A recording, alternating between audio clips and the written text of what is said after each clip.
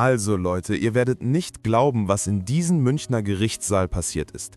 Ein Ex-Bundeswehrsoldat wollte sich von seinem Diensthund verabschieden, aber was dann geschah, schockierte wirklich alle. Der Gerichtssaal lag schwer in der Stille. Ihr wisst schon, diese Art von Stille, die sich auf eure Brust legt und das Atmen zu einer Aufgabe macht. Jeder Platz war besetzt und alle Augen waren auf den Mann im Zentrum gerichtet. Feldwebel Klaus Weber saß in seinem Rollstuhl, gekleidet in seine makellose Bundeswehruniform. Die Medaillen auf seiner Brust glinsten unter den harten Neonlichtern, während seine Hand fest den Gurt des Hundes neben ihm umklammerte. Rex, ein prächtiger deutscher Schäferhund mit einer ruhigen, aber wachsamen Ausstrahlung, sah für alle anderen wie jeder andere Bundeswehrdiensthund aus. Aber für Klaus war er so viel mehr. Er war Familie, echt jetzt. Die beiden hatten Jahre zusammen verbracht, Seite an Seite in Afghanistan, durch Explosionen, Feuergefechte und die dunkelsten Momente, die ein Mensch durchleben kann.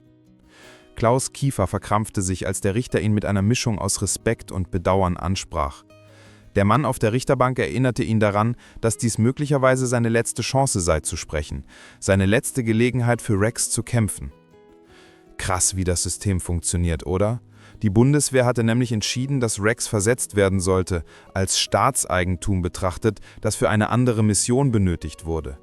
Stellt euch vor, nach Jahren, in denen sie gemeinsam ihr Leben riskiert hatten, fühlte sich der Gedanke, Rex jetzt zu verlieren, wie ein grausamer Verrat an. Klaus hatte bereits so viel verloren, seine Beine, seinen aktiven Dienst, seine Unabhängigkeit. Rex war das Einzige, was ihm geblieben war. Klaus' Hände zitterten, als er seinen Griff am Lederriemen anpasste. Rex spürte auch die Anspannung, seine Ohren zuckten nervös, seine dunklen Augen wanderten durch den Raum.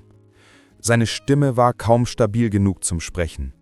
»Euer Ehren«, begann Klaus, sein Ton rau vor unterdrückter Emotion. »Rex ist nicht nur ein militärisches Hilfsmittel. Er hat mein Leben auf eine Weise gerettet, die hier niemand verstehen könnte.« Klaus holte tief Luft und fuhr fort. »Im Einsatz hat er mich aus der Gefahr gezogen, mich vor Gewehrfeuer geschützt, mich sogar vor versteckten Sprengfallen gewarnt, bevor ich sie sehen konnte. Und als ich nach Hause kam, als ich nicht einmal mehr in den Spiegel schauen konnte, war Rex da. Er gab mir einen Grund, weiterzumachen.« Krass, oder? Die Zuschauer im Saal tappen sich schon die Augen ab, aber wartet ab, das wird noch viel, viel verrückter. Was nämlich als einfacher Abschied geplant war, sollte sich in etwas völlig anderes verwandeln. Der Raum blieb völlig still, die Luft dick von unausgesprochener Sympathie. Einige Zuschauer tupften sich die Augen ab, während andere Blicke tauschten, ihre Gesichter eine Mischung aus Mitleid und Empörung. Also echt jetzt, wer würde nicht emotional werden bei so einer Geschichte? Der Richter behielt sein neutrales Gesicht bei. Seine Augen studierten Klaus einen langen Moment lang, bevor er sich nach vorne lehnte, bereit, sein Urteil zu verkünden. Die Spannung im Raum war zum Schneiden. Ihr kennt das sicher, diese Momente, wo die Zeit stillzusteht. Aber bevor die Worte seine Lippen verlassen konnten, passierte etwas völlig Unerwartetes. Rex stand abrupt auf und riss den Riemen aus Klaus' zitternden Händen frei. Der Hund bewegte sich zum Richter hinüber und bellte scharf. Seine Stimme hallte durch den Gerichtssaal. Die Menge schnappte nach Luft und die Justizwachtmeister traten instinktiv vor, obwohl Rex keine Anzeichen von Aggression zeigte. Seine Beller waren beharrlich, zielgerichtet, als ob er versuchen würde, etwas Dringendes zu kommunizieren. »Rex«, rief Klaus, seine Stimme brach vor Panik, aber tief in seinem Inneren wusste er hatte dieses Verhalten schon unzählige Male auf dem Schlachtfeld gesehen. Rex bellte nicht einfach nur, er alarmierte. Krass, oder? Stellt euch vor, was da durch Klaus' Kopf ging. Das Gemurmel im Gerichtssaal wurde lauter. »Was ist los mit dem Hund?« flüsterte jemand aus der hinteren Reihe. Klaus' Brust zog sich zusammen, als er sich in seinem Rollstuhl nach vorne rollte. Seine Stimme zitterte. Er bellt nicht einfach nur. Er macht das nur, wenn Gefahr da ist. Er versucht uns vor etwas zu warnen.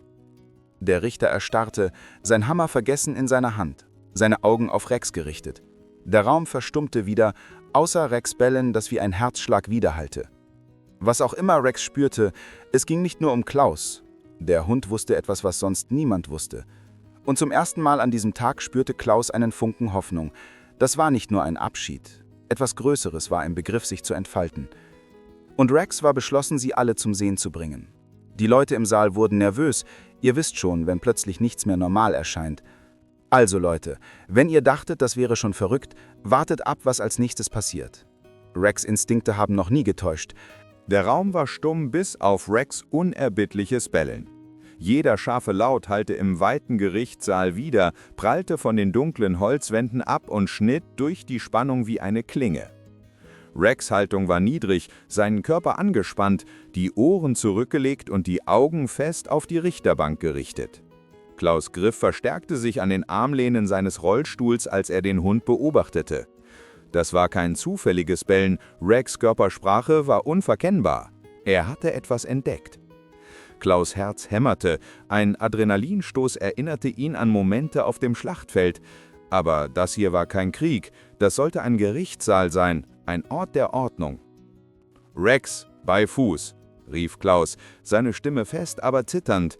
Rex warf ihm kurz einen Blick zu, sein Blick scharf, als wolle er seinem Partner versichern, dass er die Kontrolle hatte. Dann wandte er ohne zu zögern seinen Fokus wieder ab und ging in kurzen, gezielten Schritten vor der Richterbank auf und ab. Seine Beller veränderten sich zu tiefen, gutturalen Knurren, die einen Schauer durch den Raum sandten. Die Zuschauer begannen nervös zu murmeln. Die frühere Sympathie für Klaus verwandelte sich in spürbare Unruhe.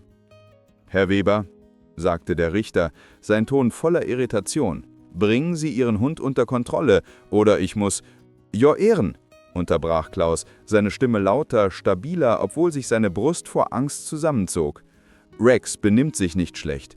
Er ist darauf trainiert, Bedrohungen zu erkennen. Bomben, Sprengstoff, Gefahr. Er würde sich nicht so verhalten, es sei denn, er spürte, dass etwas nicht stimmt.« Der Raum verstummte wieder, als Klaus' Worte sich setzten. Seine Erklärung veränderte die Atmosphäre und ersetzte Skepsis durch ein schleichendes Gefühl des Grauens. »Also Leute, stellt euch vor, wie die Stimmung umschlug.« Bevor jemand antworten konnte, hörte Rex plötzlich auf zu bellen. Die abrupte Stille war erschütternd, fast ohrenbetäubend. Rex' Körper wurde völlig starr, als sein Kopf zum anderen Ende des Gerichtssaals schnappte. Seine Ohren stellten sich scharf auf und ein tiefes, bedrohliches Knurren rollte aus seiner Brust. Der Wechsel war so plötzlich, so intensiv, dass sogar der Richter erstarrte. Alle Augen wandten sich zu den schweren Holztüren, die zum Gerichtssaal führten. Eine kollektive Unruhe legte sich über den Raum und das Gemurmel verwandelte sich in panische Flüstern. Klaus' Atmung verschleunigte sich, als er Rex' Blickrichtung folgte. Sein Puls donnerte in seinen Ohren. Er hatte genau dieses Verhalten schon einmal gesehen. Auf dem Schlachtfeld Momente bevor Rex einen vergrabenen Sprengstoff aufdeckte oder einen feindlichen Hinterhalt signalisierte. »Rex«, flüsterte Klaus, seine Stimme brach vor Anspannung. Was ist da?« Rex bewegte sich nicht. Sein ganzer Körper blieb wie eingefroren, sein Knurren wurde tiefer und vibrierte durch die Luft wie eine Warnung. Was auch immer für eine Gefahr er entdeckt hatte, es war nicht länger nur eine Bedrohung für Klaus, es war etwas, das alle in diesem Raum in Gefahr bringen konnte. Krass, oder? Die Situation eskaliert total, aber das ist noch nichts gegen das, was gleich passieren wird. Das tiefe Knurren von Rex hallte durch den Gerichtssaal wie entfernter Donner und ließ alle erstarren. Alle Augen waren auf den Hund gerichtet, sein Körper angespannt, sein Blick fest auf die schweren Holztüren am anderen Ende des Raumes gerichtet. Sogar der Richter, der noch vor Momenten bereit gewesen war, Klaus zu rügen, schien jetzt unsicher. Sein Hammer blieb vergessen in seiner Hand, als er unruhige Blicke mit den Justizwachtmeistern tauschte. Die Luft fühlte sich elektrisch an, dick von einer Spannung, die niemand erklären konnte. Klaus' Atem ging schneller, seine Hände umklammerten die Armlehnen seines Rollstuhls, als würde er sich auf eine Explosion vorbereiten. Er hatte das schon zu oft gesehen, auf dem Schlachtfeld. Rex' Instinkte waren der Unterschied zwischen Leben und Tod gewesen. Seine Warnung hatte immer nur eines bedeutet: Gefahr war nah, sehr nah. »Bleiben Sie ruhig«, murmelte Klaus vor sich hin, aber die Worte fühlten sich selbst für ihn hohl an. Die Justizwachtmeister, unsicher wie sie vorgehen sollten, zögerten bei der Richterbank. Einer von ihnen, ein Mann mit breitem Rahmen und wachsamen Ausdruck, trat schließlich vor, seine Hand ruhte auf der Waffe an seiner Hüfte. »Das ist nur ein Hund, oder?«, murmelte er, obwohl seine Stimme seinen eigenen Zweifel verriet. Reagiert wahrscheinlich auf den Lärm oder die Menge.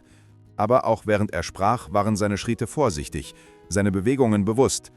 Klaus schüttelte den Kopf, seine Stimme hob sich gerade genug, um durch das Gemurmel der Menge zu schneiden.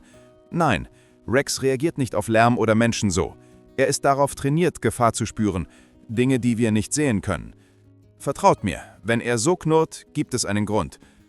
Seine Worte hingen in der Luft, und für einen Moment bewegte sich niemand.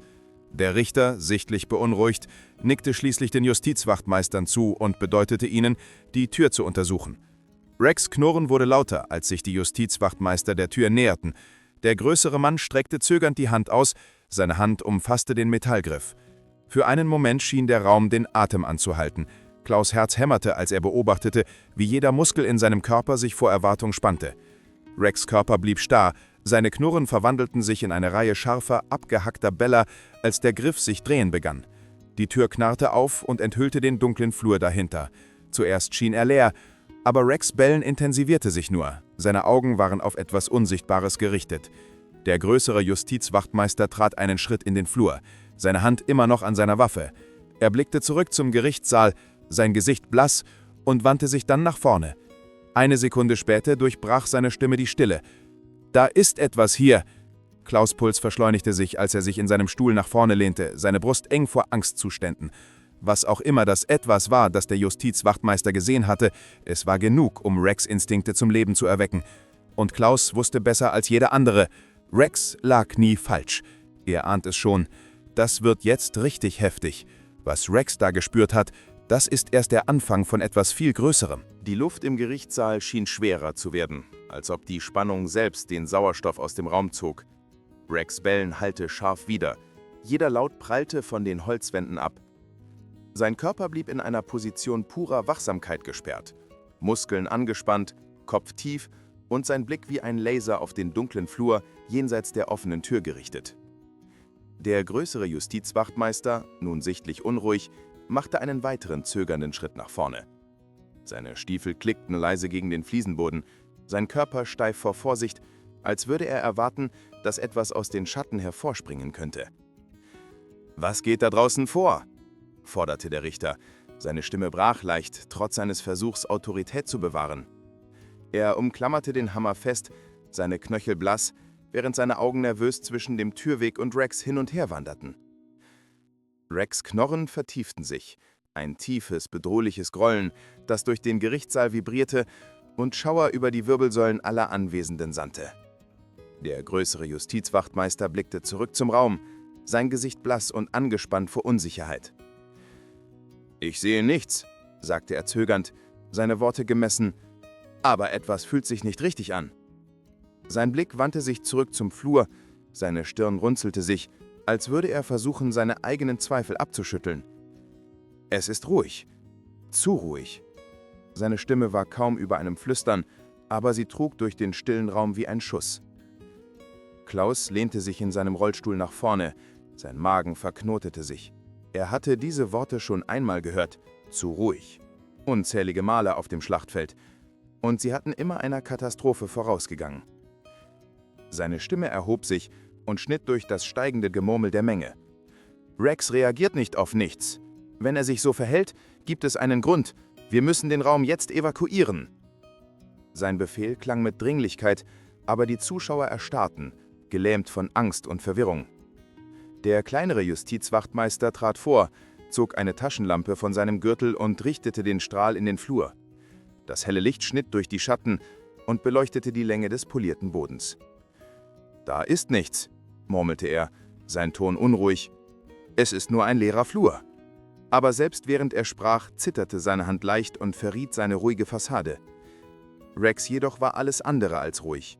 Das Knurren des Hundes wurde nur lauter, sein Bellen frenetischer, als sein Körper sich nach vorne spannte und fast den Riemen aus Klaus' Griff riss.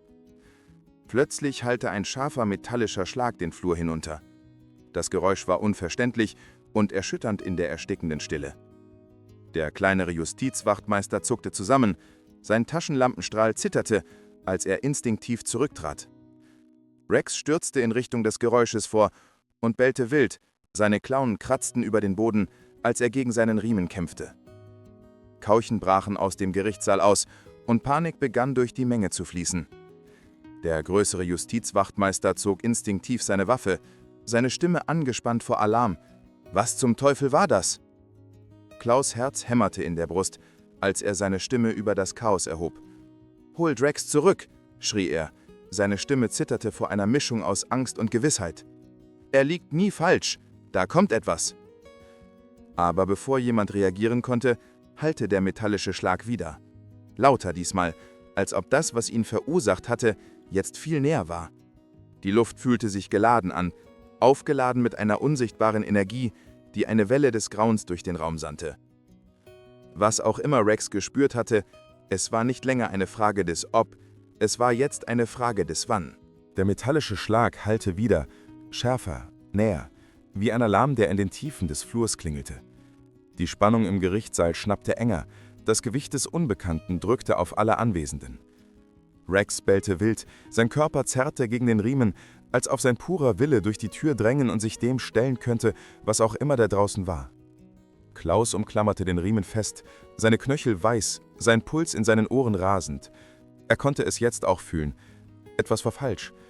Etwas kam. Der größere Justizwachtmeister trat vollständig in den Flur, seine Waffe gezogen und seine Augen den schwach beleuchteten Korridor abtastend. Sein Partner folgte vorsichtig, die Taschenlampe zitterte leicht in seiner Hand. Der Strahl schnitt durch die Dunkelheit, aber der Flur schien leer, still und ruhig. Doch Rex Bellen ließ nicht nach. Seine Knurrer wurden tiefer, beharrlicher. Klaus' Instinkte schrien ihn an zu handeln, eine Evakuierung zu fordern, aber er konnte bereits die Angst im Raum sehen, die lähmte. Niemand bewegte sich. »Seht ihr etwas?« rief der Richter. Seine Stimme brach, als er sich in seinem Sitz nach vorne lehnte. Der Hammer zitterte leicht in seiner Hand, und seine übliche Autorität war durch eine unverkennbare Angst ersetzt. Der größere Justizwachtmeister blickte über seine Schulter, sein Gesicht blass und schweißglänzend. »Noch nichts«, sagte er, seine Stimme tief, aber angespannt, als hätte er Angst, dass zu laut sprechen das provozieren könnte, was auch immer lauern mochte. Aber es fühlt sich nicht richtig an. Er machte einen weiteren Schritt nach vorne, das Gewicht seiner Stiefel hallte den Flur hinunter. Die Zuschauer im Gerichtssaal flösterten nervös, einige umklammerten ihre Habseligkeiten, andere rückten zu den Ausgängen. Die unruhige Energie im Raum breitete sich wie ein Lautfeuer aus. Klaus rollte sich leicht nach vorne, seine Augen auf Rex gerichtet, der wieder verstummt war. Die Ohren des Hundes waren starr, sein Körper bewegungslos, seine Augen immer noch auf die offene Tür gerichtet. »Rex ist auf etwas fixiert«, sagte Klaus, seine Stimme zitternd. »Ich weiß nicht, was es ist, aber es ist da.« Und dann, gerade als der größere Justizwachtmeister den Halbwegpunkt im Flur erreichte, bewegte sich ein Schatten. Es war kurz, kaum wahrnehmbar, aber es reichte, um den kleineren Justizwachtmeister rückwärts stolpern zu lassen. Sein Taschenlampenstrahl zuckte wild. »Da!« schrie er, seine Stimme voller Panik. Der größere Justizwachtmeister erstarrte, seine Waffe schnappte hoch, zielte in die Dunkelheit. Rex brach wieder in Bellen aus, stürzte so hart gegen seinen Riemen, dass Klaus' Griff fast nachgab. »Zurück!« schrie Klaus, seine Stimme hallte im Gerichtssaal. »Kommt da raus!« Der Richter schlug seinen Hammer, versuchte die Ordnung wiederherzustellen, aber das Geräusch wurde vom wachsenden Chaos verschluckt. Und dann kam aus der Dunkelheit des Flurs ein weiteres Geräusch, ein schwerer, bewusster Schritt. Er war nicht gehetzt, nicht eilig, er war ruhig und er kam näher. Rex Bellen verwandelte sich in ein Knurren, seine Zähne entblößt, als sein Körper sich mit unerlässlicher Kraft nach vorne drückte. Klaus spürte, wie sich seine Brust zusammenzog, als Grauen über seinen Körper überflutete.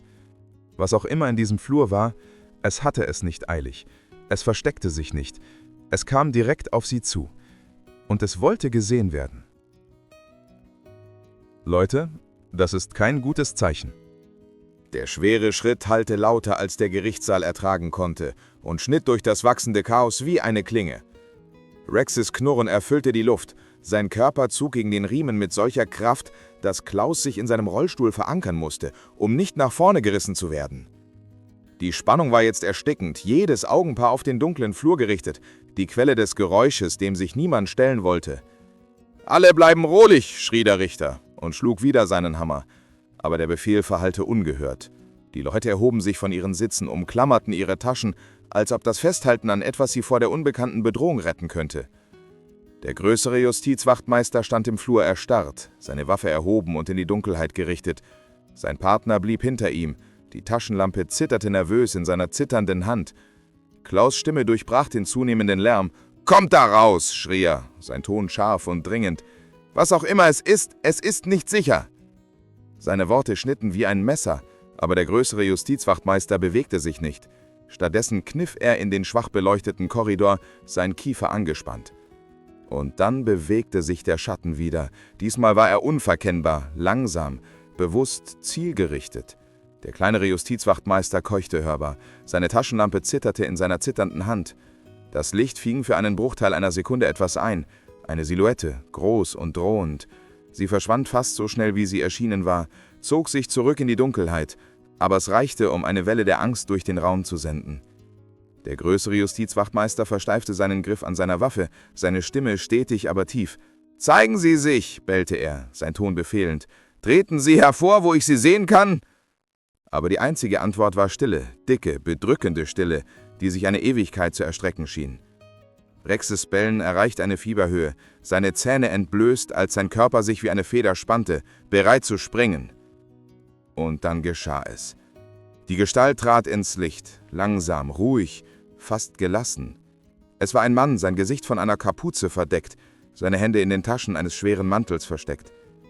Seine Bewegungen waren bewusst, seine Haltung seltsam entspannt, trotz des Chaos, das er verursacht hatte. Er blieb gerade am Rande des Taschenlampenlichts stehen, sein Kopf leicht geneigt, als wäre er von der Szene vor ihm amüsiert.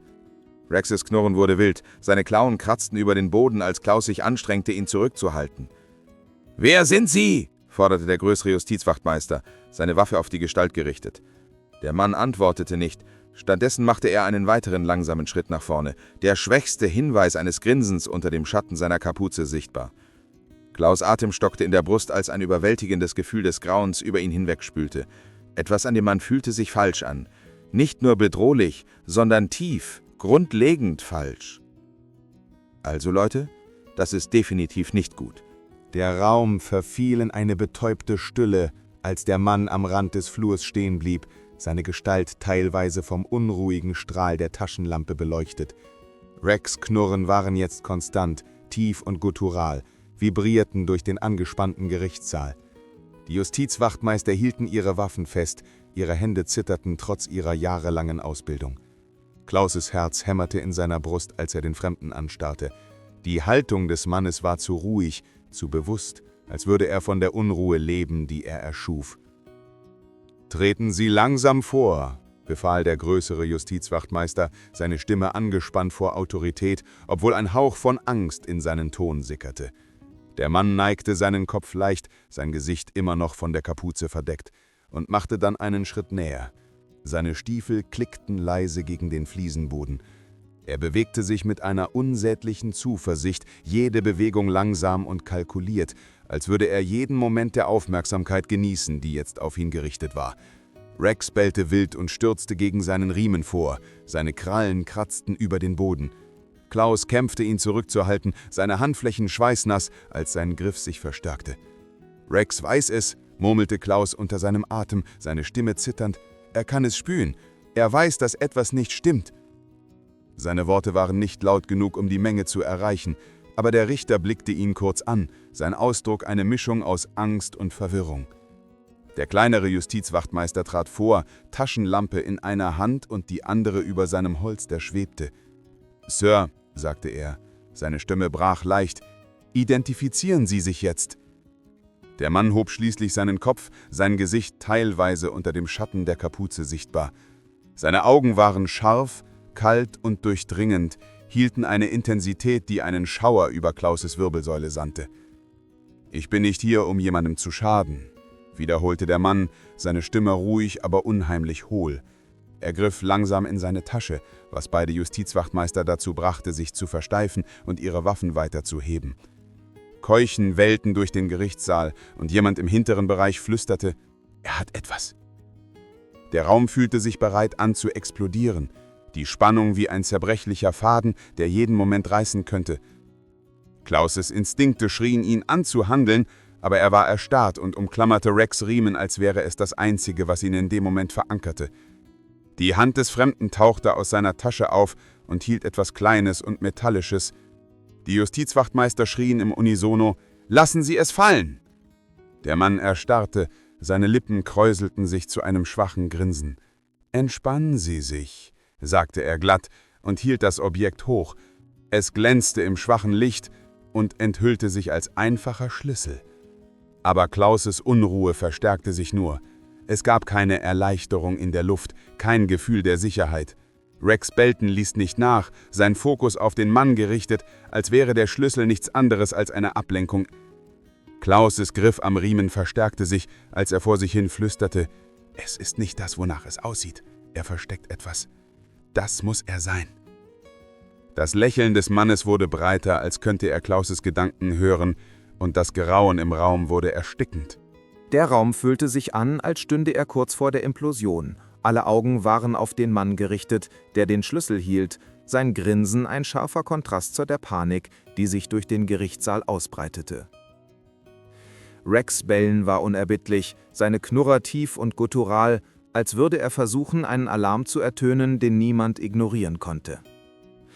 Klaus' Hände zitterten, als er seinen Griff am Riemen verstärkte, seine Brust hob sich vor dem Gewicht seiner Instinkte, die lauter schrien als das Chaos um ihn herum. Etwas stimmte nicht. Dieser Mann war nicht nur eine Bedrohung, er war die Spitze von etwas viel Größerem, viel Dunklerem. »Lassen Sie den Schlüssel fallen und gehen Sie zurück«, bellte der größere Justizwachtmeister wieder, seine Waffe immer noch auf den Mann gerichtet. Der kleinere Justizwachtmeister rückte näher, Taschenlampe steady, aber sein Gesicht blass vor Unruhe. Der Mann, scheinbar unberührt von den Waffen, die auf ihn gerichtet waren, neigte seinen Kopf leicht. Sein Blick flackerte zu Rex. »Dieser Hund«, sagte er, seine Stimme tief und fast gesprächig, »er ist besonders, nicht wahr? Weiß immer Dinge, bevor sie passieren. Das macht ihn so wertvoll.« Sein Ton war ruhig, aber das Gewicht seiner Worte sandte eine Welle des Grauens durch den Raum. Klaus' Magen fiel. Woher wusste dieser Mann von Rex, von seinen Fähigkeiten, seinen Instinkten? Das Haar im Nacken Klaus stellte sich auf, als er sich zwang zu sprechen. »Woher wissen Sie das?« forderte er, seine Stimme scharf und gleichzeitig zitternd. Rex bellte noch lauter und stürzte gegen den Riemen vor, als würde er versuchen, Klaus vor etwas zu schützen, das nur er sehen konnte. Das Grinsen des Mannes wurde breiter, seine Augen glitzerten mit etwas Finsterem. Der Fremde hob langsam den Schlüssel, seine Bewegungen bewusst, fast höhnisch. »Sie werden es bald genug herausfinden«, sagte er, seine Stimme eisig in ihrer Gewissheit. Und dann, mit einem scharfen metallischen Klick, drehte er den Schlüssel in seine Hand. Das Geräusch war subtil, aber seine Wirkung war sofort.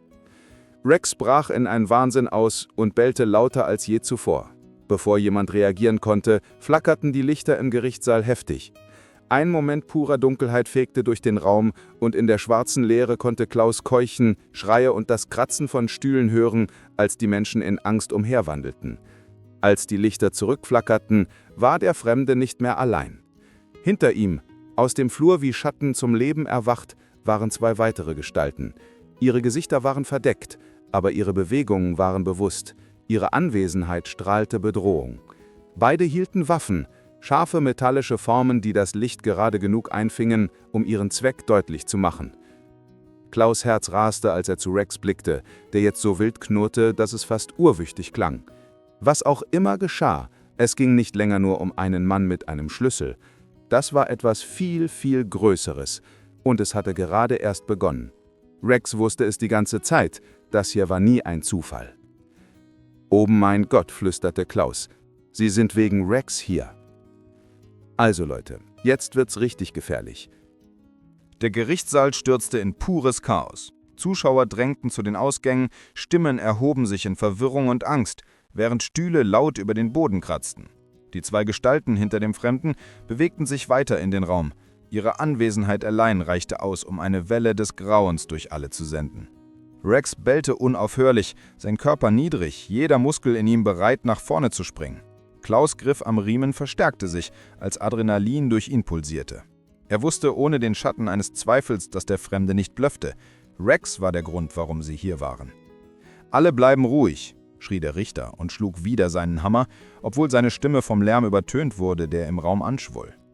Der größere Justizwachtmeister trat vor, hielt seine Position, seine Taschenlampe jetzt auf den Fremden gerichtet. »Bleiben Sie, wo Sie sind«, befahl er, aber der Fremde hörte nicht. Stattdessen machte er einen weiteren, langsamen Schritt nach vorne, seine Bewegungen bewusst, sein Ausdruck unheimlich ruhig, trotz des Chaos, das er verursacht hatte. Die Gestalten hinter ihm spiegelten sein Tempo wider und verstärkten die erstickende Spannung. Der Fremde sprach schließlich, seine Stimme glatt und gemessen schnitt durch den Lärm. »Niemand muss verletzt werden. Alles, was ich will, ist der Hund.« Seine Worte waren ruhig, aber der Unterton von Autorität in seiner Stimme sandte Schauer über Klaus' Wirbelsäule. Rex knurrte tief, sein scharfer Blick auf den Fremden gerichtet, unerbittlich in seiner Haltung. Klaus' Herz hämmerte in seiner Brust. »Ich lasse ihn nicht«, sagte er stark, aber von Emotionen gesäumt. Er rollte sich leicht näher zu Rex und hielt seine Hand fest am Riemen. »Er ist nicht nur ein Hund, er ist mein Partner, meine Familie. Es ist mir egal, wer Sie sind oder was Sie denken, worauf Sie Anspruch haben, Sie nehmen ihn nicht.« Seine Worte hingen in der Luft, und für einen Moment schien der ganze Raum den Atem anzuhalten. Das Grinsen des Fremden verblasste, seine Augen verengten sich, als er Klaus studierte. »Sie machen das komplizierter, als es sein muss«, sagte er kühl. Sein Blick wandte sich zurück zu Rex. Der schwächste Hinweis von Frustration blitzte über sein Gesicht. »Er ist besonders, das wissen Sie. Aber ihn zu behalten, wird die Dinge nur schwerer für Sie machen.« Klaus' Kiefer schweifte sich, sein Griff fest an Rex' Riemen. »Rex, bleib mit mir«, sagte er fest, seine Stimme unerschütterlich. Um ihn herum schwoll an die Murmel der Menge wieder. Einige Stimmen riefen nach Ruhe, während andere aus Angst flüsterten, was als nächstes passieren würde. Die Spannung im Raum fühlte sich unerträglich, jeder Moment erstreckte sich in eine Ewigkeit. Rex bellte wieder scharf und schnappte den Raum zurück in die Gegenwart. Sein Fokus auf den Fremden war absolut, als wüsste er genau, was auf dem Spiel stand. Klaus' Stirn zog sich zusammen, als er sich in seinem Stuhl nach vorne lehnte, bereit, alles zu tun, was nötig war, um das eine Wesen zu schützen, das ihn nie im Stich gelassen hatte. Was auch immer die Absichten des Fremden waren, Klaus war sich einer Sache sicher. Rex ging nirgendwo hin. Und diese Pattsituation war noch lange nicht vorbei. Der Gerichtssaal war dick von Spannung. Jede Person im Raum erstarrt in einem Zustand der Unruhe, als der Fremde bewegungslos dastand, seine Augen auf Rex gerichtet. Die tiefen Knurrer des Hundes rollten wie entfernter Donner, sein Körper immer noch gespannt und bereit, Klaus zu verteidigen. Klaus umklammerte den Riemen mit beiden Händen und starrte direkt den Fremden an. Seine eigene Entschlossenheit spiegelte die unerschütterliche Loyalität seines Partners an seiner Seite wider. Die zwei Gestalten hinter dem Fremden blieben still, ihre Anwesenheit drohend, aber sie rückten nicht länger vor. Es war eine Pattsituation, eine, die sich endlos zu erstrecken schien. Der Richter, der die schwere Stille durchbrach, räusperte sich und sprach mit all der Autorität, die er aufbringen konnte: »Sie haben ein Gericht gestört. Das endet jetzt. Justizwachtmeister, eskortieren Sie diese Männer hinaus.« Seine Stimme zitterte leicht, aber es reichte, um die Spannung wieder entfachen zu wollen. Die Justizwachtmeister, die ihre Fassung wiedergewann, traten vorsichtig vor. Rex ließ einen weiteren scharfen Beller los, seine Zähne entblößt, als seine Augen jede Bewegung der Fremden verfolgten. Der Fremde hob eine Hand langsam und signalisierte seinen Begleitern zu stoppen. Sein Ausdruck veränderte sich, nicht Wut, sondern etwas, das eher Resignation ähnelte.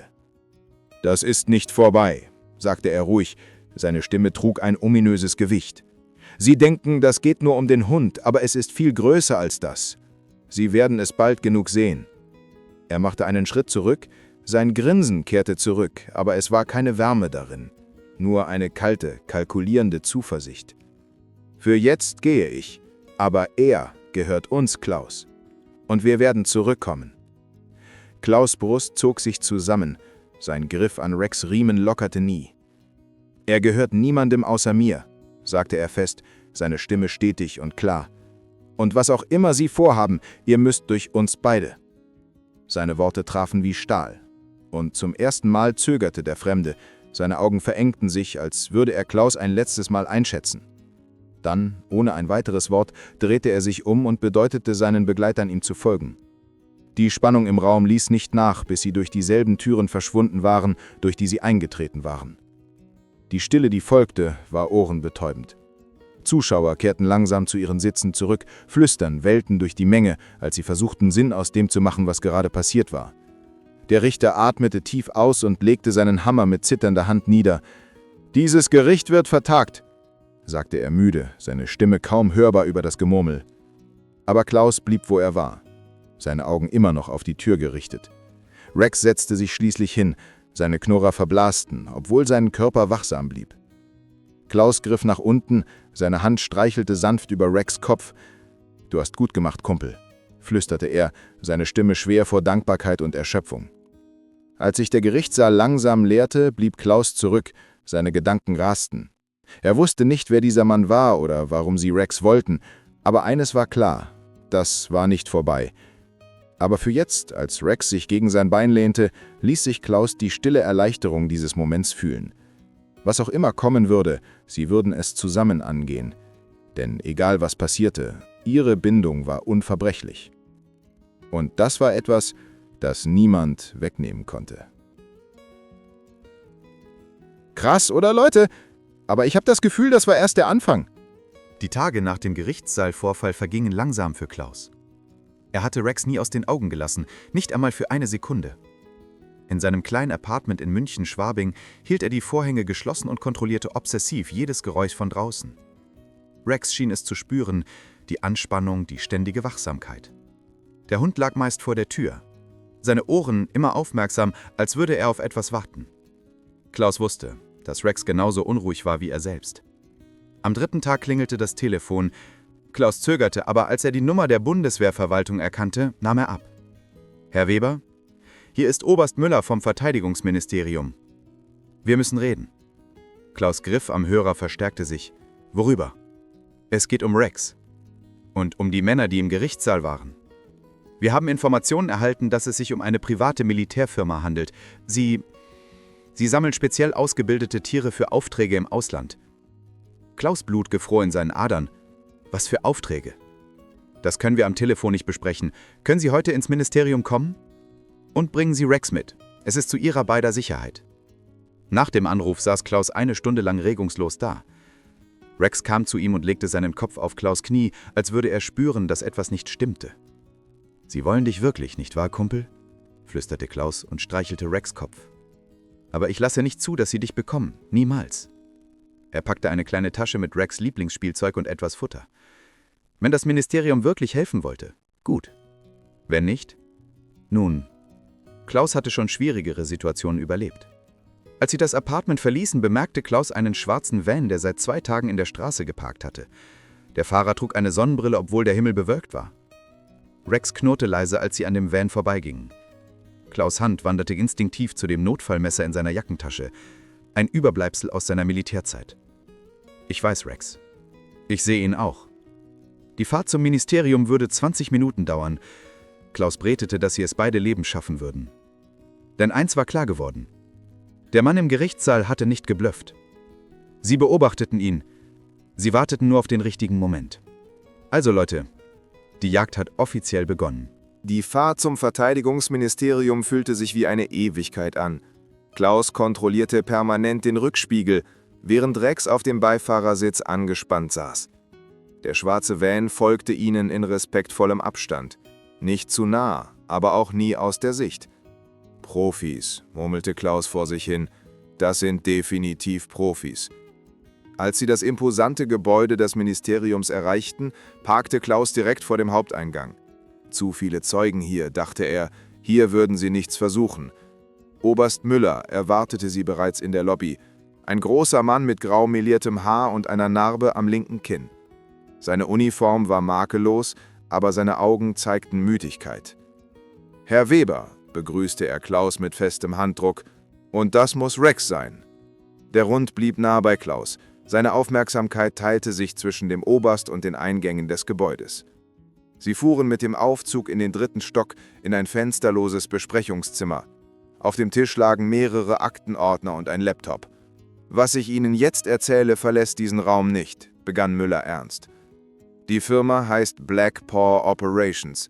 Sie rekrutieren ehemalige Militärhunde für private Aufträge in Krisengebieten. Offiziell als Sicherheitsdienst, inoffiziell?« »Inoffiziell was?«, fragte Klaus, obwohl er die Antwort bereits ahnte. »Inoffiziell machen sie Dinge, die reguläre Armeen nicht machen dürfen.« Müller öffnete einen der Ordner. »Rex ist nicht der erste Hund, den sie versuchen zu rekrutieren, aber er ist besonders. Seine Fähigkeiten im Bereich Gefahrenerkennung sind legendär.« Klaus' Fäuste ballten sich. »Sie wollen ihn als Waffe einsetzen.« Schlimmer, sie wollen ihn klonen, seine DNA analysieren, verstehen, was ihn so besonders macht. Müller legte ein Foto auf den Tisch. Ein Labor mit Käfigen voller Hunde. Das hier ist ihre Einrichtung in Rumänien. Rex knurrte leise, als würde er die Bilder verstehen. Klaus legte eine beruhigende Hand auf seinen Kopf. »Was können Sie tun?« fragte Klaus. »Offiziell?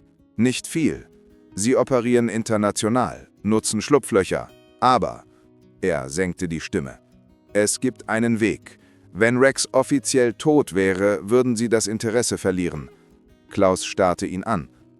»Sie meinen, gefälschte Papiere, neue Identitäten, für Sie beide.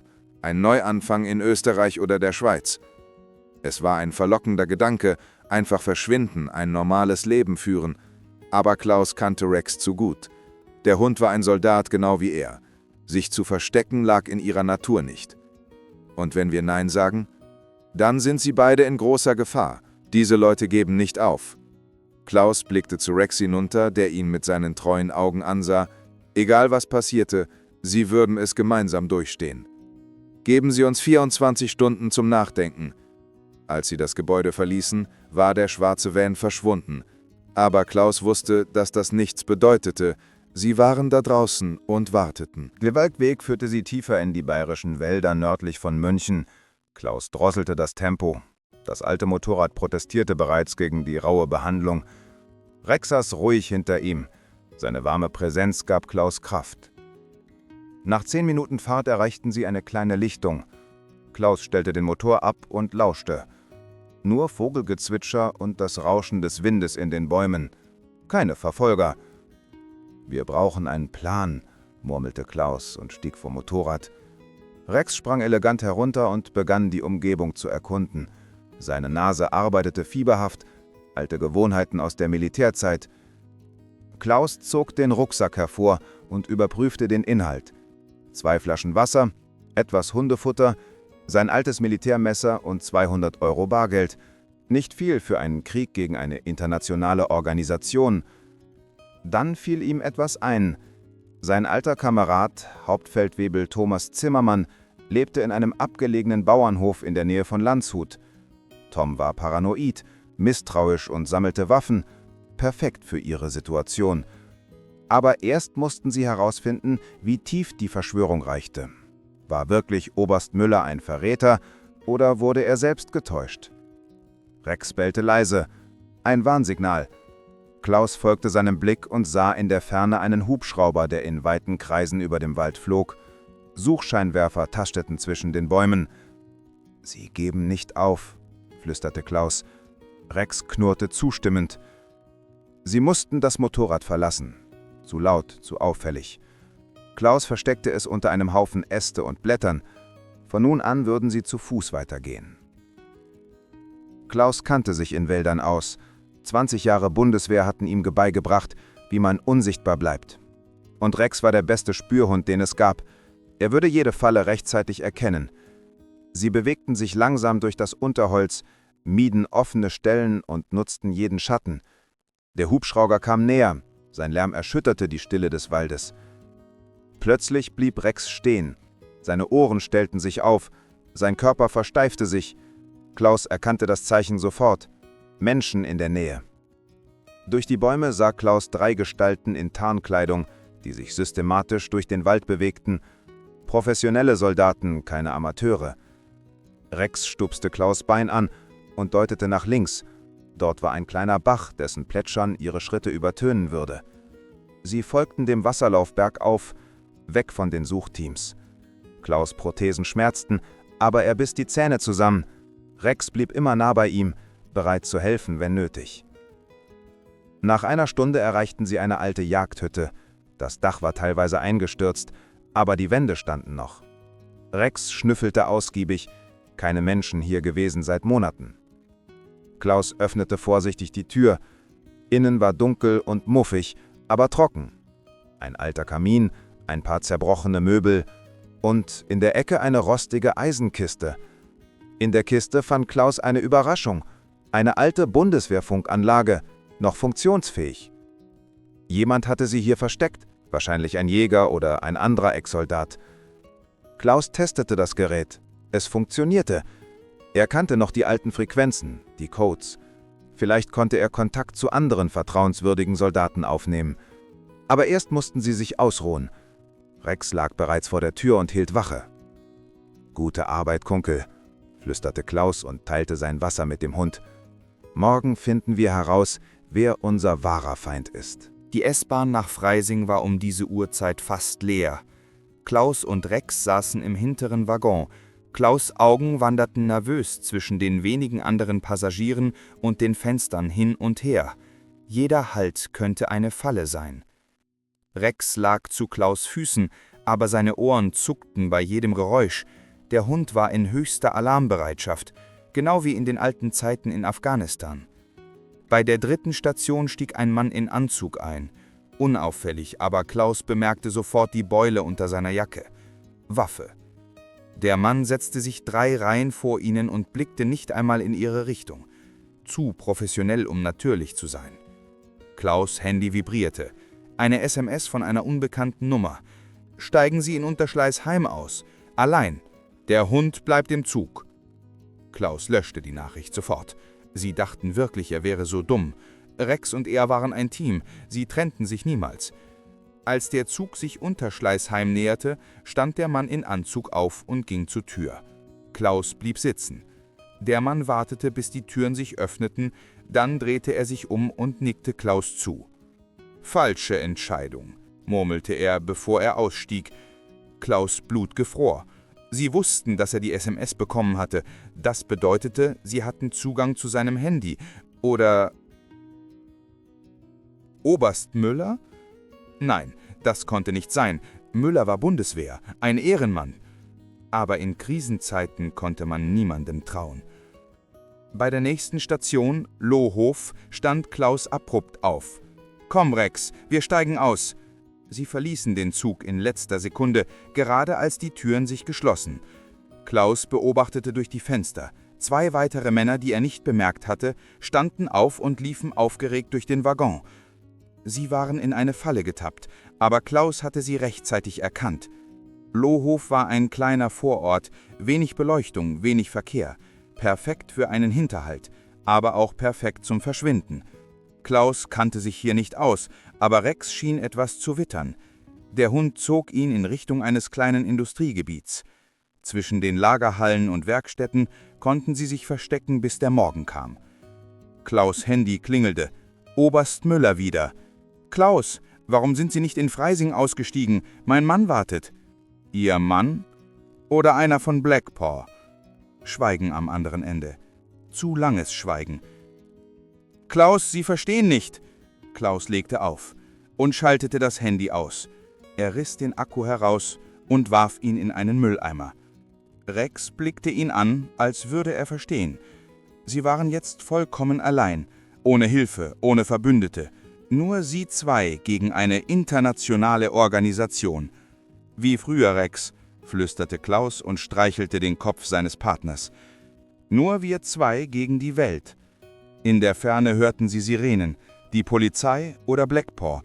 Es spielte keine Rolle mehr. Sie mussten verschwinden. Klaus sah ein verlassenes Autohaus am Ende der Straße. Dort konnten sie sich verstecken und einen Plan machen. Aber tief in seinem Herzen wusste Klaus, dass dies erst der Anfang war. Blackpaw würde nicht aufgeben. Und jetzt wusste er nicht mehr, wem er trauen konnte.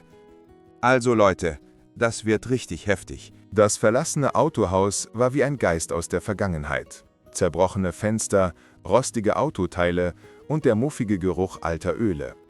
Klaus und Rex drängten sich in eine dunkle Ecke hinter einem umgestürzten Schreibtisch. Rex' Nase zuckte nervös. Zu viele fremde Gerüche, aber keine unmittelbare Gefahr.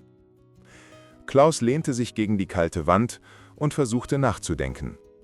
Blackpaw hatte Ressourcen, Geld, internationale Verbindungen. Er hatte Rex und seine Militärerfahrung. Das musste reichen. »Wir brauchen einen Plan, Kumpel«, flüsterte Klaus. Rex legte den Kopf schief, als würde er verstehen. Draußen hörten sie Motorengeräusche, langsam, suchend. Klaus kroch zum Fenster und spähte durch einen Riss im dreckigen Glas. 2 schwarze SUVs fuhren langsam die Straße entlang. Ihre Scheinwerfer tasteten jeden Winkel ab. Rex knurrte leise. Klaus legte eine Hand auf seinen Kopf. Das Signal für Stillbleiben. Die Fahrzeuge hielten vor dem Autohaus. Klaus' Herzschlag beschleunigte sich.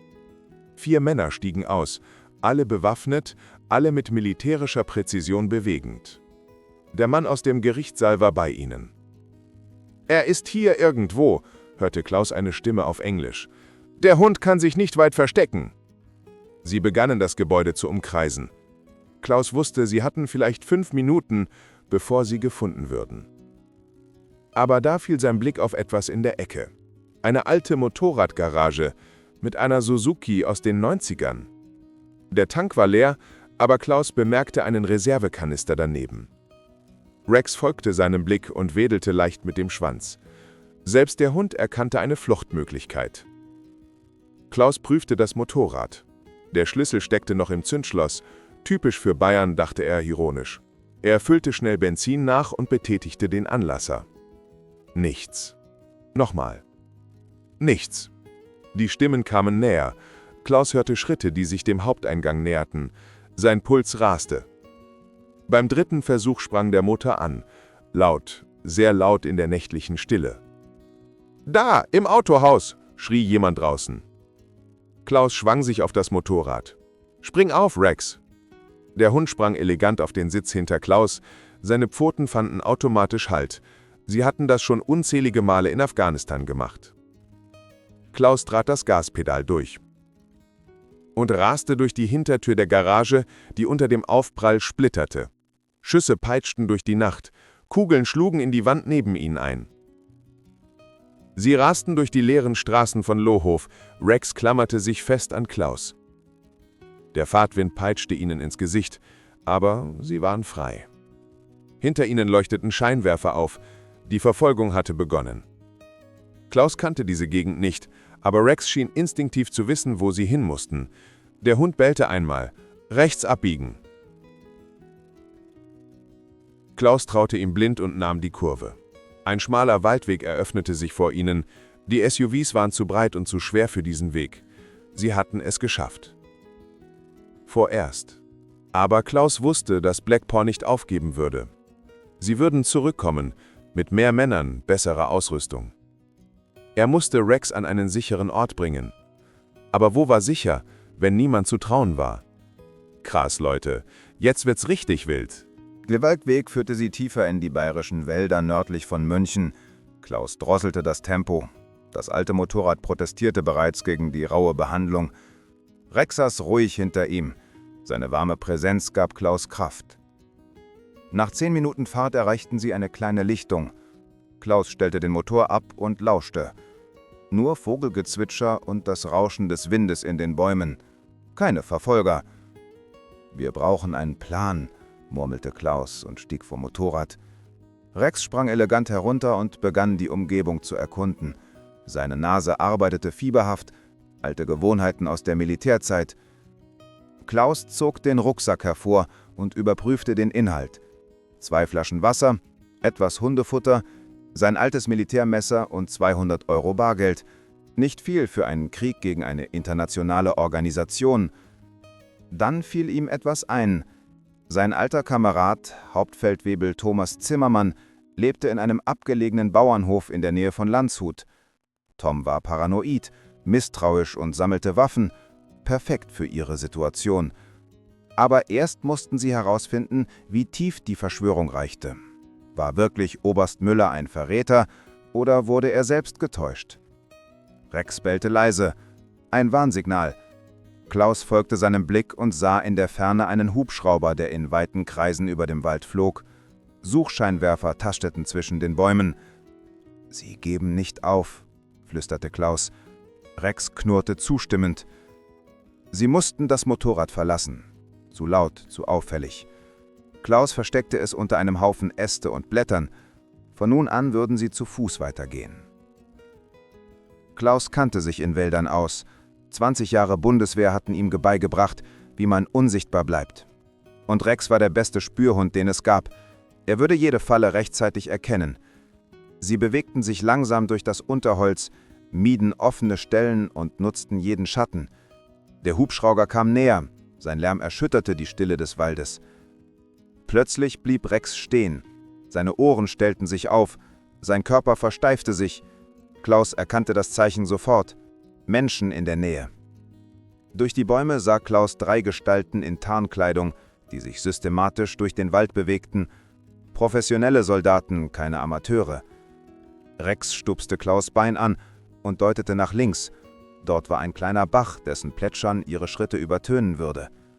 Sie folgten dem Wasserlauf bergauf, weg von den Suchteams. Klaus' Prothesen schmerzten, aber er biss die Zähne zusammen.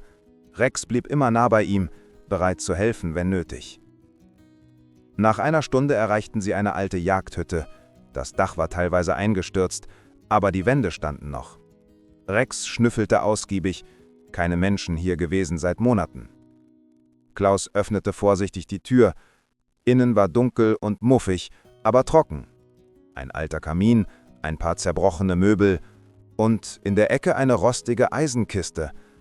In der Kiste fand Klaus eine Überraschung, eine alte Bundeswehrfunkanlage, noch funktionsfähig. Jemand hatte sie hier versteckt, wahrscheinlich ein Jäger oder ein anderer Ex-Soldat. Klaus testete das Gerät. Es funktionierte. Er kannte noch die alten Frequenzen, die Codes. Vielleicht konnte er Kontakt zu anderen vertrauenswürdigen Soldaten aufnehmen. Aber erst mussten sie sich ausruhen. Rex lag bereits vor der Tür und hielt Wache. »Gute Arbeit, Kunkel«, flüsterte Klaus und teilte sein Wasser mit dem Hund. »Morgen finden wir heraus, wer unser wahrer Feind ist.« Der Morgen brach grau und nebelig über den bayerischen Wald an. Klaus erwachte von Rex' leisem Knurren, ein Zeichen, dass sich etwas näherte. Durch die Ritzen der Jagdhütte sah er Gestalten zwischen den Bäumen, systematisch jeden Meter absuchend. Die Funkanlage knisterte leise. Klaus stellte sie auf eine alte Notfrequenz ein, die nur wenige Ex-Soldaten kannten. Nach ein paar Minuten meldete sich eine vertraute Stimme. »Hier Specht, wer ruft?« Klaus erkannte die Stimme sofort. Thomas Zimmermann, sein alter Kamerad. »Herr Adler.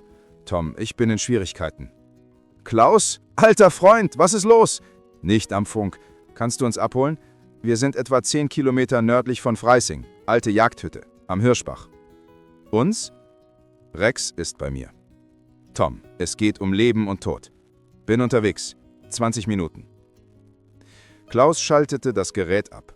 Draußen kamen die Stimmen näher. Rex stand an der Tür, bereit zum Kampf. Aber Klaus wusste, gegen bewaffnete Profis hatten sie keine Chance. »Wir müssen hier raus«, flüsterte Klaus. Er öffnete vorsichtig die Hintertür der Hütte. Ein schmaler Pfad führte bergauf zu einer Felswand. Dort konnten sie sich verstecken. Sie schlichen durch das Unterholz. Rex bewegte sich lautlos wie ein Schatten. Klaus folgte ihm, seine Prothesen kämpften gegen das unebene Gelände. Hinter einem großen Felsen fanden sie Deckung. Von hier aus konnten sie die Hütte beobachten. 3 Männer in Tarnkleidung umstellten das Gebäude, ihre Waffen im Anschlag. Der Anführer sprach in ein Funkgerät, Ziel nicht gefunden, aber sie waren hier, Spuren sind frisch. Klaus' Handflächen schweißten. Diese Männer waren keine Amateure, wahrscheinlich Ex-Militär, genau wie er. Ein Motorgeräusch durchbrach die Stille, ein alter Bundeswehr-Unimog kämpfte sich den Waldweg herauf. Thomas' Fahrzeug. Die 3 Männer zogen sich sofort zurück, verschwanden zwischen den Bäumen. Profis wussten, wann sie sich zurückziehen mussten. Klaus pfiff leise, das alte Signal aus Afghanistan. Tom hielt sofort an und suchte die Umgebung ab. Klaus winkte vorsichtig aus seinem Versteck. »Klaus, da bist du ja!« Tom sprang aus dem Fahrzeug, sein bärtiges Gesicht zeigte Sorge. »Was zum Teufel ist hier los?« »Erzähl ich dir unterwegs, wir müssen sofort weg.« Rex sprang elegant auf die Ladefläche des Unimog. Klaus folgte mühsam, seine Beine protestierten gegen die Anstrengung. Als sie davonfuhren, sah Klaus im Seitenspiegel, wie die 3 Männer aus dem Wald traten und ihnen nachblickten. Einer sprach bereits wieder in sein Funkgerät. »Sie lassen nicht locker«, murmelte Klaus. »Wer sind Sie?« fragte Tom, während er geschickt durch die Waldwege navigierte. »Black Power Operations, private Militärfirma. Sie wollen Rex.« »Rex? Warum?« »Lange Geschichte. Aber Tom, ich glaube, Sie haben Leute in der Bundeswehr. Meichter sogar im Verteidigungsministerium. Toms Gesicht verdunkelte sich. Das erklärt einiges. Ich hatte gestern seltsame Anrufe. Jemand hat nach dir gefragt. Klaus' Blut gefror. Wer?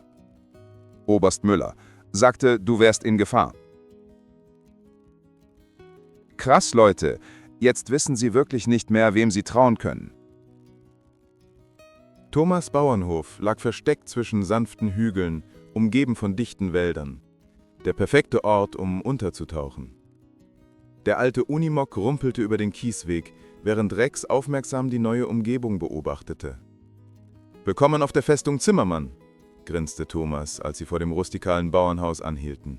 »Hier findet uns niemand.« Klaus stieg vorsichtig aus und betrachtete das Anwesen.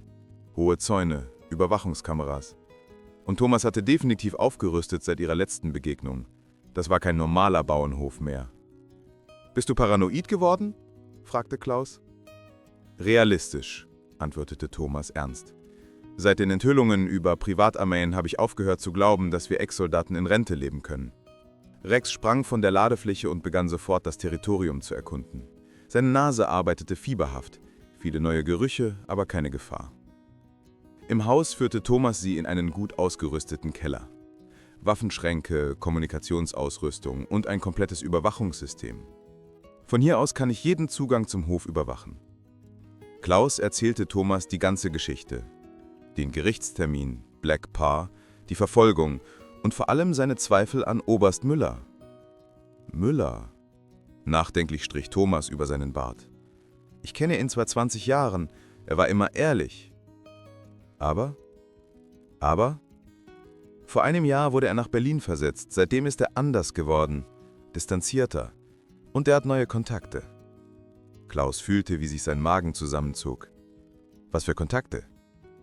Internationale Berater, Privatunternehmen, die sich für Militärtechnologie interessieren. Thomas öffnete einen Aktenschrank. Ich habe ein paar Nachforschungen angestellt.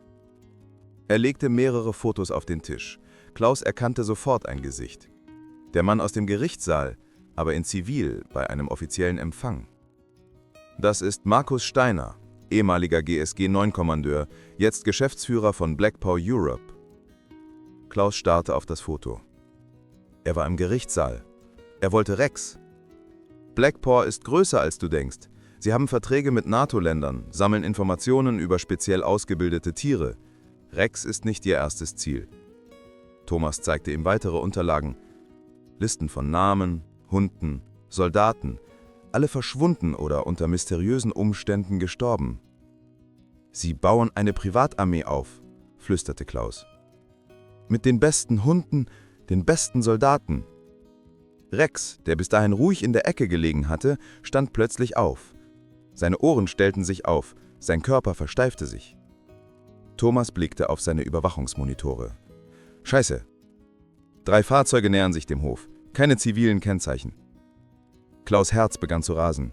»Wie haben Sie uns gefunden?« »Das spielt jetzt keine Rolle.« Thomas öffnete einen Waffenschrank. »Kannst du noch schießen?« Klaus nickte. Seine Hände zitterten nicht mehr. Der alte Soldat in ihm erwachte. »Dann wird es Zeit zu zeigen, dass 2 alte Soldaten und ein Hund mehr wert sind als eine ganze Privatarmee.« Rex knurrte zustimmend. »Die Schlacht war gekommen zu Ihnen.« »So Leute, jetzt geht's richtig zur Sache.« Die Schlacht um den Bauernhof dauerte 3 Stunden. Klaus und Tom kämpften wie in alten Zeiten. Präzise, kalkuliert, unerbittlich. Rex war überall gleichzeitig, warnte vor Flankenangriffen, entdeckte versteckte Scharfschützen. Aber Black Paw hatte unterschätzt, was 2 erfahrene Bundeswehrsoldaten in vertrautem Gelände erreichen konnten. Als der Rauch sich lichtete, lagen 6 Black Paw-Operateure bewegungslos im bayerischen Gras. Markus Steiner selbst lag verwundet hinter einem umgestürzten Fahrzeug. Klaus rollte zu ihm hinüber, Rex an seiner Seite. »Es ist vorbei«, sagte Klaus ruhig. »Rex bleibt bei mir.« Steiner lachte bitter. »Du verstehst immer noch nicht. Black Paw ist nur der Anfang. Es gibt größere Mächte, die Interesse an Hunden wie Rex haben. Dann werden wir auch gegen sie kämpfen. Du, ein alter Mann im Rollstuhl und ein Hund. Rex knurrte leise, aber Klaus legte eine beruhigende Hand auf seinen Kopf. Nicht nur wir. Es gibt mehr Soldaten wie Tom und mich, mehr Hunde wie Rex. Und wir werden sie nicht zu euren Waffen machen lassen. 2 Stunden später traf die echte Polizei ein, alarmiert von Toms Kontakten beim BKA. Die Beweise gegen Blackpaw waren erdrückend. Internationale Haftbefehle wurden ausgestellt. Oberst Müller wurde verhaftet. Er hatte tatsächlich mit Blackpaw zusammengearbeitet, erpresst durch Fotos aus seiner Vergangenheit. Ein weiterer guter Mann, den das System korrumpiert hatte. 3 Monate später saß Klaus in seinem neuen Zuhause. Toms Bauernhof war zu ihrer gemeinsamen Basis geworden. Sie hatten eine Organisation gegründet, Treue Kameraden, ein Schutzprogramm für ehemalige Militärhunde und ihre Händler. Rex lag in der Sonne vor der Veranda, endlich in Frieden. Aber seine Ohren zuckten immer noch bei jedem fremden Geräusch. Einmal Soldat, immer Soldat. Klaus erhielt einen Anruf vom Bundesinnenminister. Die Regierung wollte ihre Hilfe bei einem neuen Problem. Eine russische Organisation versuchte, deutsche Polizeihunde zu rekrutieren. »Was sagst du, Rex?« fragte Klaus seinen Partner. »Noch eine Mission?« Rex bellte einmal, klar und entschlossen. Das war ein Ja. Klaus lächelte. Manche Kriege enden nie, aber solange er Rex hatte, würde er jeden Kampf für die Freiheit annehmen. Ihre Geschichte war zu Ende, aber ihr Krieg für Gerechtigkeit hatte gerade erst begonnen. Also Leute, das war Klaus Weber und Rex. Eine Geschichte über Loyalität, Vertrauen und den Mut für das Richtige zu kämpfen. Wenn euch die Story gefallen hat, lasst einen Daumen hoch da und abonniert für mehr krasse Geschichten aus Deutschland. Und denkt daran, manchmal sind die wahren Helden nicht die Menschen in Uniformen, sondern die treuen Partner an ihrer Seite. Rex hat es bewiesen. Ein Hund ist nicht nur der beste Freund des Menschen, er kann auch sein Retter sein. Bis zum nächsten Mal, ihr Lieben.